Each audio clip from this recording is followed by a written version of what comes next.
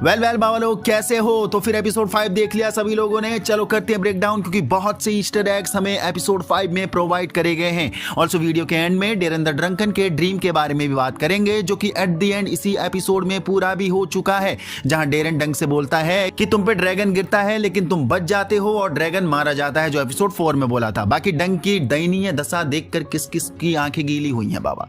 Also डंक ने जब एरियन को कुत्ते की तरह मारा तो किस किस को मजा आया। बाकी शोरनर इरा पार्कर से किस किस को शिकायत है कि एपिसोड की लेंथ इतनी कम क्यों करी गई है। चलो करते हैं ब्रेक डाउन। उससे पहले लाइक द वीडियो, नए लोग चैनल को सब्सक्राइब जरूर करना है, क्योंकि हम गेम ऑफ थ्रोन्स यूनिवर्स को यूं ही कवर करते रहते हैं। वेल हमें डंक की यंगर लाइफ थोड़ा और डीप में दिखाई जाती है इस एपिसोड में, जहां रेफ के साथ डंक हमें चोरी चकारी करते हुए दिखता है। यस, बुक की बात करें तो डंक के 3 चाइल्डहुड फ्रेंड हैं, रेफ, पुडिंग एंड फेरेट, जिनका नाम भी यहां मेंशन करा गया है। पुडिंग एंड फेरेट का रेफ उसके साथ देखने को मिल रही है, जिसके साथ मिलकर डंक फ्ली बॉटम में चोरी चकारी किया करता था, गुजारा करता था, एंड इन्हें लिटिल मॉन्स्टर्स कह के जाना जाता था बुक में। ऑल्सो बुक वर्जन में डंक इन सभी दोस्तों में सबसे वर्स्ट था। बाकी बुक की बात करें तो आर्लेन को डंक ऐसे मिला था, डंक एक दिन एक पिग को चेज कर रहा था फ्ली बॉटम में, जो काफी फोकस्ड होकर उसे चेज कर रहा था और पूरी ताकत लगाकर अच्छी कदकाठी का छोटा ये लड़का देखने को मिला था। कौन? डंक, जो काफी फुर्तीला स्वभाव का और डेडिकेटेड दिख रहा था अपने काम को लेकर।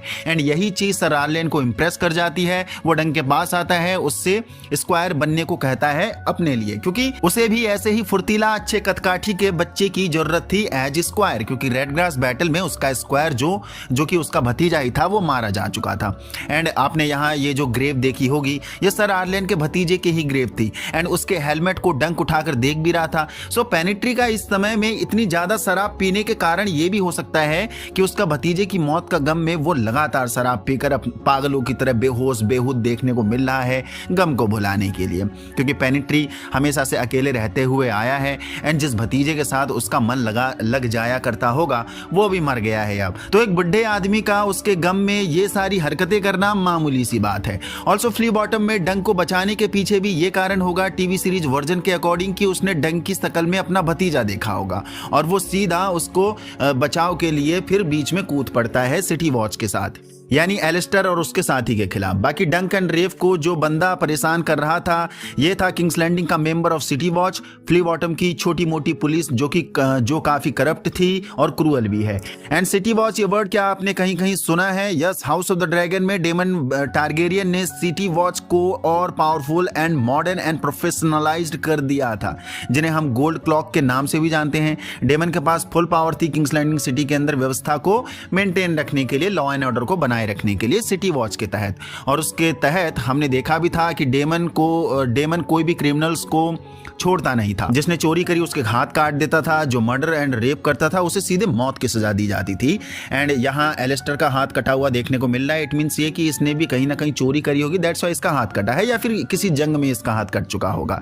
बाकी सिटी वॉच एक गोल्ड क्लॉक का फाउंडर था मैगॉर द क्रूअल, जिसने इसकी नींव 42 AC के आसपास रखी थी, जब वो 3rd टारगेरियन किंग बना था आयरन थ्रोन का, 6 किंगडम का।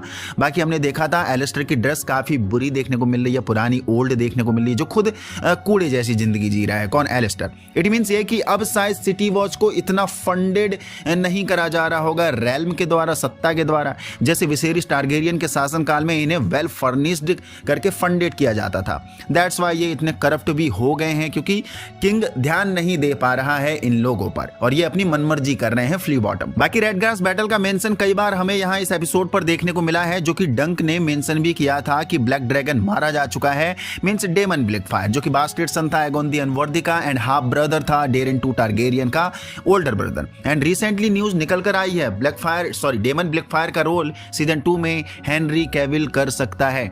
डेक्स्टर सोल एंसल के द्वारा जो एग का रोल करता है, उसने ये रिवील करा है अपने रिसेंट इंटरव्यू में। बाकी एगोन द अनवर्दी ने जब अपनी ब्लैकफायर स्वॉर्ड डेमन को भरी सभा में, सभी के सामने, भरी काउंसिल के सामने दे दी थी, उसके बाद एगोन द अनवर्दी ने डेमन को अपना फिर लीगल वारिस यानी अपना बच्चा बना दिया था, लीगली डिक्लेयर कर दिया था सभी के सामने। उसके बाद डेमन को कुछ लोकल्स एंड उसके ही बास्टर्ड सिबलिंग्स का सपोर्ट मिला, तब उसने डेरन 2 के खिलाफ आयरन थ्रोन सक्सेस करने के लिए जंग की घोषणा कर दी थी, जो कि रेड ग्रास बैटल के रूप में 196 AC में ये बैटल हमें देखने को मिली थी बुक में। यहाँ पर नहीं देखने को मिली है, ये सीजन 2 में देखने को मिलेगी, यानी एसफोर्ड मिडो से ठीक 13 साल पहले।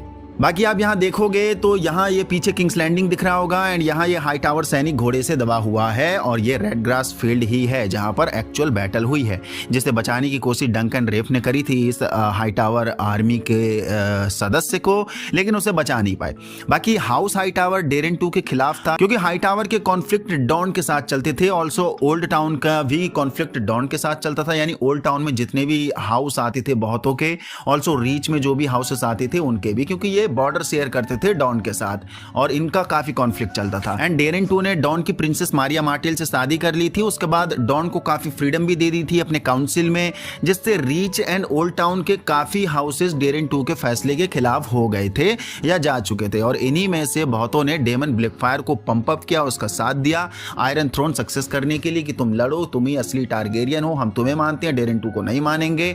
सो दैट्स वाई डेमन ब्लैकफायर फिर ऐसे पंप अप में चढ़ावे में आके वो घोषणा कर देता है युद्ध की। बाकी यहाँ इस बैटल फील्ड पर आप बहुत से एरो ग्राउंड में गड़े देखने को मिल रहे होंगे, तो इन एरोज के का ही सबसे बड़ा गेम चेंजिंग रोल होता है एट द एंड डेरेन 2 को इस बैटल में सक्सेस करने के लिए, यानी जीतने के लिए। ब्रांडन रिवर्स, जिसे हम ब्लड रेवन के नाम से जानते हैं, ये भी एगोन दी अनवर्दी का सन था एंड अपनी आर्चर फ्लीट को लेकर एक ऊंचाई में जाकर डेमन ब्लैकफायर की सेना के ऊपर बरसा देता है अपने तीर अपने सैनिकों के द्वारा, क्योंकि ब्लड रेवन आर्चर एक्सपर्ट था एंड काफी दिमाग से लड़ता था। ऑल्सो उसे वेस्ट्रोस का स्पाई एजेंट भी कहा जाता है, जो हमने देखा ही है गेम ऑफ थ्रोन्स में, हाउस ऑफ द ड्रैगन में।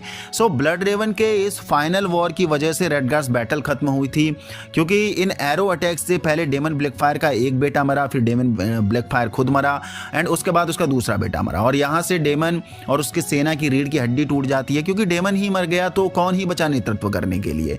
ऑल्सो ब्लड रेवन ने डेमन का साथ नहीं दिया, जबकि ब्लड रेवन भी बास्टेड सन था तो उसे डेमन का साथ देना चाहिए था। बास्टेड सब एक साथ थे, लेकिन उसने डेरेन 2 का ही साथ दिया एंड ये चीज हम पहले भी बहुत बार डिस्कस कर चुके हैं। ऑल्सो मैंने ब्लैकफायर रिबेलियन ये पूरा जो तामझाम शुरू से शुरुआत हुआ था, कैसे इसके यहाँ तक अंजाम मिला है, डेमन ब्लैकफायर को कौन कौन ने सपोर्ट किया, सब कुछ मैंने इस वीडियो में बता रखा है, तो जिसने अभी तक नहीं देखा है वो जरूर देख लेना ब्लैकफायर रिबेलियन ये वाली वीडियो। देन आने वाले टाइम पे हमें इसी मतलब रेडग्रास बैटल के बाद यहाँ से ब्लैकफायर रिबेलियन का जन्म होता है।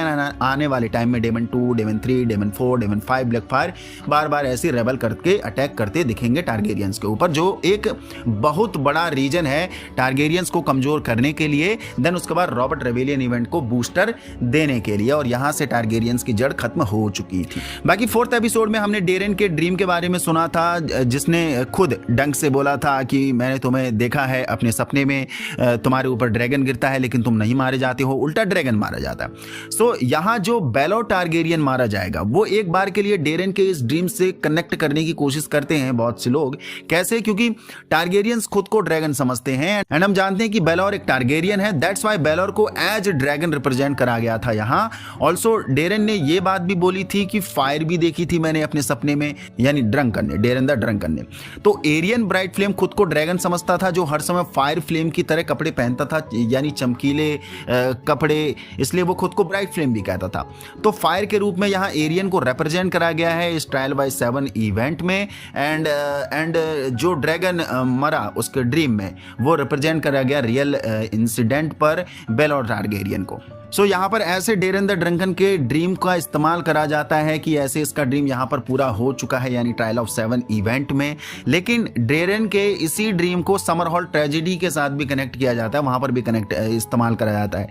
बट समर हॉल ट्रेजेडी में देखा जाए तो डंक भी मारा जा चुका था बुक के अकॉर्डिंग, तो इसलिए समर हॉल ट्रेजेडी के लिए डेरेन के इस ड्रीम को कई बार खारिज भी करा जाता है, उतना स्पेसिफिक वर्जन नहीं बताया जाता है। बट यहाँ इस ट्रायल बाय 7 में पूरा स्पेसिफिक वर्जन था कि बेलोर ड्रैगन था एंड एरियन ब्राइट फ्लेम खुद को अपना ड्रैगन की फायर समझता था, तो वो उसे फायर के रूप में इस्तेमाल करा गया। तो कहीं ना कहीं ऐसे डेरेन द ड्रंकन के इस ड्रीम को रिप्रेजेंट किया जाता है यहाँ पर। ये था ब्रेकडाउन अभी के लिए एपिसोड 5 से रिलेटेड। ऑल्सो हम मिलते हैं नई वीडियो में। एपिसोड 6 का प्रीव्यू आ चुका है, यानी प्रोमो यानी ट्रेलर आ चुका है, तो हम उस पर ही बात करेंगे, जो कि वीडियो कल शाम तक आएगी। यहाँ तक पहुँच गए तो आपको वीडियो पसंद आए तो लाइक कर दीजिए, नहीं तो चैनल को सब्सक्राइब कर दीजिए। आपकी तरफ से भी कोई ईस्टर एग्स यहाँ पर हुए हैं और मुझसे जो छूट रहे हैं तो यस जरूर बताना नीचे कमेंट बॉक्स पर।